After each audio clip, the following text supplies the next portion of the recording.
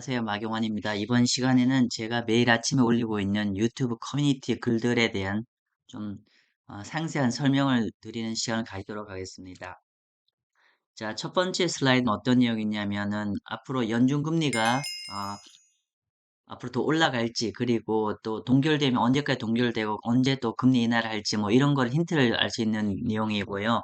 이건 어떤 거냐면 미국의 이제 시장에서 연준 금리를 앞으로 어떻게 전망하고 있는지를 알 수 있는 자료입니다. CME 패드워치라고도 얘기를 하고 있고요.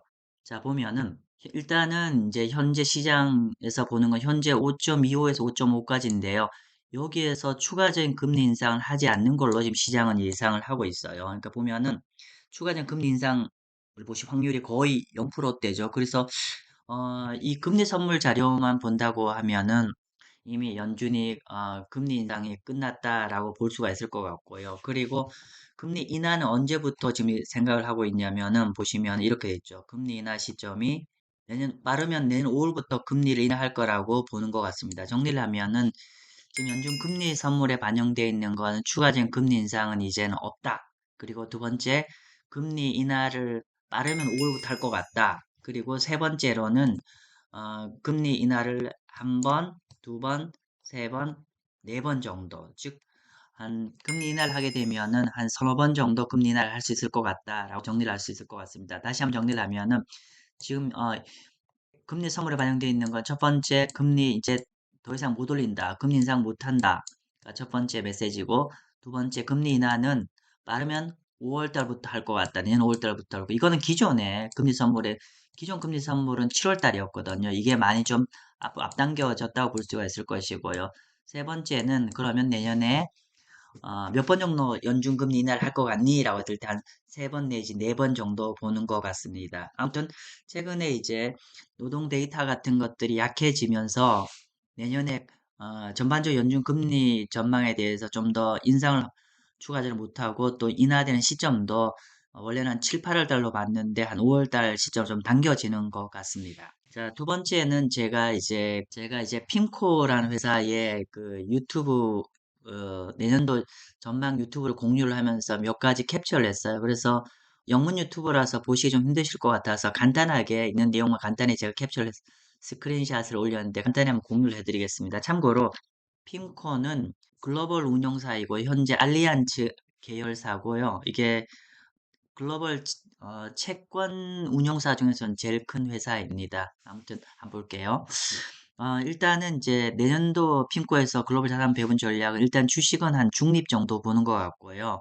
그리고 여기 레이트라고 얘기하는 거는 이게 국채입니다. 국채는 상당 부분 비중 확대를 하는 것 같고, 그리고 회사채는 약간 중립보단 조금 높게 보고 있고요. 그리고 실물 자산도 약간 중립보다 높게 보고 있고, 뭐 통화뒤 정도 보고 있고요. 요거를 이제 좀 채권 부분을 좀 더 정리를 하면은 이렇게 주요 자산들 중에서 보면은 가운데 기준으로 가장 멀리 와 있는 게 레이트죠. 이게 국채입니다. 즉 현재 내년에 핀코에서 가장 전망을 유망하게 보는 거는 채권 중에 국채가 가장 유망하다고 보는 것 같습니다.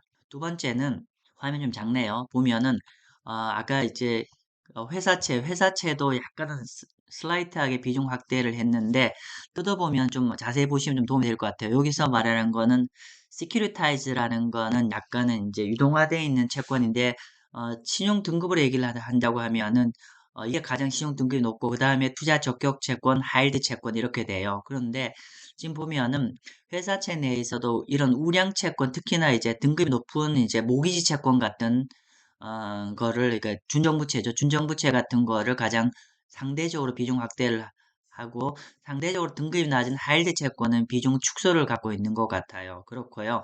이게 채권의 큰 양대축인데 회사채는 이렇게 회사채 내에 좀 이렇게 좀 차이가 있다는 거 말씀드렸고 그런데 회사채보다도 더 비중을 더 보면 여기는 살짝 비중 확대인데 여기 국채 같은 경우는 굉장히 큰 비중 확대죠. 그래서 국채를 가장 우선시한다는 걸 알 수가 있고 그러면서 보니까 지금 국채는 미국과 유럽, 이머징 마켓은 모두 비중 확대고 일본만 비중 축소죠. 즉 왜냐하면 일본은 금리가 올라가는 쪽이니까 일본 내에서 투자를 한다고 하면 오히려 일본 국채를 투자하신다면 손해를 보시게 되겠죠. 그죠? 정리를 하면은 전체 자산들 중에서 주식보다는 채권을 선호하고 채권 안에서는 이제 회사채와 국채가 있는데 회사채는 안에 종류별로 다르더라. 즉 상대적으로 등급이 높은 채권들을 선호하고 등급이 낮은 채권 아직도 비중을 축소를 하고 있고 그리고 국채를 가장 최우선 선호하는데 지역으로 본다면 일본을 제외한 모든 국가를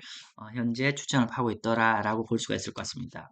그리고 통화 부분은 지금 통화 부분도 흥미로운데 통화 부분도 지금 미국의 국채 미국의 미달러는 중립으로 보고 있고 유로화는 비중을 축소로 보고 있고 반면 예화와 이머징 마켓 채권은 조금 비중 확대로 보고 있어요. 정리를 하면은 핀코에서는 달러는 중립으로 보고 있고 상대적으로 통화는 예화가 예화와 이머징 마켓이 내년 좀 더 강세로 갈 가능성이 높다라고 보는 것 같습니다. 자, 그러고 방금 제가 핀코의 이런 쭉 설명을 드렸죠. 이미 설명을 좀 드렸는데 그러면 핀코의 이 전략에 내는 전략 가지고 지금 제가 그 다음에 올렸던 게 어떤 거냐면 일본 투자자들의 어떤 미국 채권의 어떤 최근 매매 형태를 한번 분석을 해보도록 할게요. 일단은 제가 요거 11월 초에 했는데 이게 주간 단위 자금 동향인데 최근에 일본 투자자들이 미국의 회사채를 사상 최대로 매도하고 있다. 라고 얘기했고요. 좀 맞아볼게요. 그리고 요거를 미국의 이렇게 일본 투자자가 미국에 있는 자산별로 매수 매도 현황입니다. 참고로 요거는 연초부터 요거 10월 말까지 자료이고요. 그랬더니만 보시면은 가장 안전한 게 미국 국채고요. 그 다음에 여기 에이전시가 준정부채고 그 다음에 여기가 일반 회사채입니다.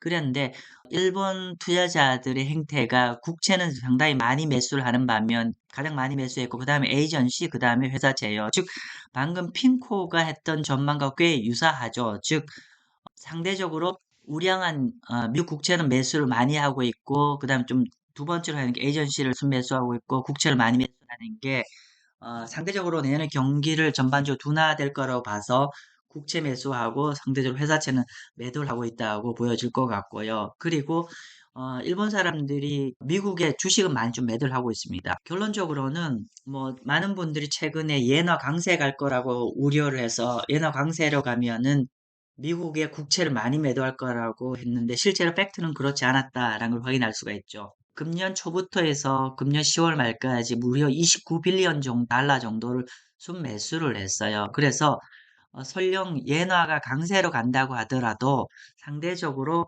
이런 회사채 등급이 그러니까 국채가 아닌 자산들이나 주식 자산 그러니까 보시면은 경제가 나쁘면 주식이 안 좋고 그다음에 회사채가 안 좋은 거거든요. 그리고 경제가 나쁘면 국채가 제일 좋은 겁니다. 그래서 일본 투자자의 행태를 보더라도 현재 미국 경제가 향후 내년에 좀 둔화가 될 거라고 보는 것 같고 그렇다고 했을 때 만약에 미국 자산을 매도를 한다고 하면 그 순서가 미국 주식, 그다음 미국 회사채 뭐 이런 거가 순서가 될 것 같고 상대적으로 글로벌 경제가 좀 둔화가 될 때 가장 수혜가 되는 미국 국채는 오히려 순매수가 계속 이어지고 있더라. 따라서 너무 많이 이제 그 일본이 엔화가 강세로 가면은 미국 국채를 순매도가 많이 나올 거라는 걱정 크게 안 하셔도 되겠다라는 말씀 드리겠습니다. 자, 그리고 지금부터는 제가 이제 미국 경제 관련되어 있는 얘기를 조금 더 하려고 하는데요.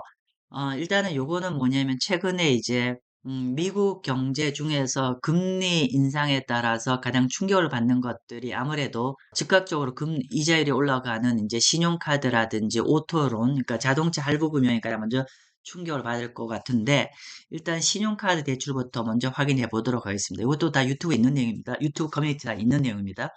먼저 신용카드 대출 규모를 보면요. 최근에 미국의 신용카드 대출이 보시면은 급증을 했습니다. 급증을 해서 드디어 1조 달러를 넘어갔어. 1조 달러는 1,300조 원 정도, 1,200조 원 정도 되겠네요. 그죠? 그래서 지금 미국 은행에서 발행되어 있는 이제 신용카드 대출이 1조 원 정도 최근에 금리 급증했다는 걸 알 수가 있고, 이렇게, 보면은 한 3, 4년 전보다도 한 2, 30% 급증을 한 것 같습니다. 그죠? 그렇게 한 거 보고요. 두 번째로는 그런데 최근에 이제 이런 그러니까 신용카드 대출도 이렇게 크게 늘었는데 여기에 최근에 이제 미국이 연준 금리를 크게 올리면서 원래는 신용카드 대출 이자율이 한 15%, 16% 전후하던 게 최근에 폭증을 해서 21%까지 폭증을 했습니다. 신용카드 이자율이 21%까지 올랐죠. 그러니까 최근에 신용카드 대출도 늘었는데 또 이자율도 이렇게 폭증을 하게 되면 어떻게 된다? 보시면은 제가 자주 쓰는 단어죠. 연체율. 신용카드 연체율이 최근에 굉장히 빠른 속도로 늘고 있죠. 그래서 원래 이렇게 경기 침체 전에는 이렇게 신용카드 연체율이 늘었는데 이번 같은 경우는 뭐 그 두 가지 맞물리면서 연체율이 얼만큼 늘었냐면은 91년 이후에 참고로 이 자료는 작년 대비해서 무려 연체율이 50%가 늘었다는 겁니다. 이렇게 전년 대비해서 50% 이상 연체율이 늘었다는 거는 91년 이후고 그렇게 된 이유는 이렇게 두 가지 맞물렸겠죠. 최근 한 2, 3년 동안에 신용카드 대출도 급증했고 근데 여기에 덤으로 굉장히 금리가 폭증했기 때문에 이 두 가지 맞물려서 연체율이 전년 대비 50% 늘었고 이게 91년 이후에 가장 높은 수준이라는 걸 확인할 수가 있습니다. 아무튼 이게 연준의 긴축 때문에 발생하는 문제고요. 한 가지 더 추가하면은 보통 신용카드 연체가 보면은 처음에 한 달 정도 먼저 되고 보통 한두 달 연체하고 일단 갚아내고 나중에 안 되면 이제 3개월 정도 이렇게 너무 90일이니까 3개월이죠. 그러니까 우리가 일단은 한 달 연체가 먼저 증가를 할 것이고 이게 좀 쌓이면은 3개월 이상 연체가 늘 거잖아요. 그런데 지금 보시면은 최근에 신규로 한 달 정도 연체가 최근에 굉장히 폭증을 하고 있습니다. 그리고 석 달 이상의 장기 연체도 이렇게 증가를 하고 있죠. 그러면 3개월 이상 이렇게 그러니까 한 달 이상 연체가 이렇게 폭증을 하게 되면 또 이게 계속 누적되면 3개월 이상도 이렇게 폭증을 하겠죠. 그러면 2008년에 보시더라도 이렇게 연체가 계속 늘게 되면 결국은 전체 이게 경기 침체 방향으로 간다는 걸 확인할 수가 있을 것이고요. 그래서 보면 이게 그 BO의 메린치 자료인데 신용카드 연체율이 3분기에 급증을 했다라고 얘기하고 그리고 이게 아마도 더 추가적으로 증가할 거라고 얘기를 했습니다. 왜냐하면은 이렇게 한 달짜리 연체가 큰 폭으로 들어가면 결국은 이렇게 장기 연체도 늘어야 되겠죠. 아무튼 이 모두가 긴축을 해서 그런 거고 이 긴축을 해서 영향을 받는 데가 단기 대출인 신용카드 대출부터 이렇게 큰 폭으로 영향을 받고 있다는 거고요. 계속 모니터링 좀 필요할 것 같습니다. 자, 요건 좀 우리가 좀 인사이트를 좀 얻었으면 하는 내용이고요. 어떤 내용이냐면은 지금 보면 이게 1990년도에 부동산이 91년부터 부동산이 이렇게 20년간에 한 반토막이 났죠. 미국의 부동산 버블이 꺼지면서 재밌는 거는 부동산 버블이 꺼질 때 일본의 10년 국채 금리도 8%에서 거의 한 1%대로 떨어졌죠. 그리고 금리가 이렇게 엄청나게 내렸다는 건데요. 즉 뭐냐면은 우리가 이 힌트를 볼 수 있는 게 만약에 우리가 부동산이 떨어지면 일본인 입장에서는 믿을 수 있는 게 예금밖에 없잖아요. 그러다 보니까 예금 쪽으로 자금이 몰리게 되고 예금이 몰리게 되면 초과 저축이 발생하기 때문에 당연히 금리는 더 내리게 되죠. 그죠? 그렇기 때문에 우리가 만약에 한국도 혹시나 부동산 버블이 터지게 되면은 시중 금리도 이렇게 내려갈 가능성이 높다라는 힌트를 얻을 수 있을 것 같고요.